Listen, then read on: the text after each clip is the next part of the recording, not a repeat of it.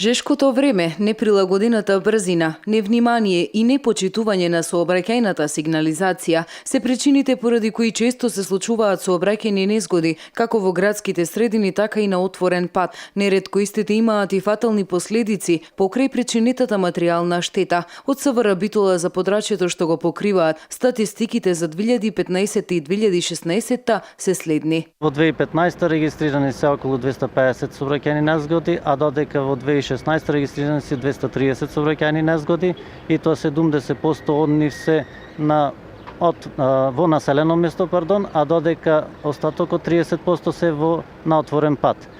Во населено место со тешки телесни повреди регистрирани се 125 во текот на 2015 година, а додека во 2016 година 124 сообраќајни незгоди, меѓу кои со загинати лица или со смртни последици на населено место се 10 во 2015, а додека 6 во 2016 година. Во 2015 на отворен пат со тешки телесни повреди се здобиле 20 лица, а животот го загубиле 10, додека во 2016 28 тешко биле повредени и 6 лица го загубиле животот. Од СВР истакнаа дека сообраќајките ги има во континуитет и годинава и за жал има и такви со смртен исход. Сите возачи се должни да ги почитуваат сообраќајните правила и прописи, поставената хоризонтална и вертикална сигнализација, како и наредбите кои се дават од страна на полициските службеници.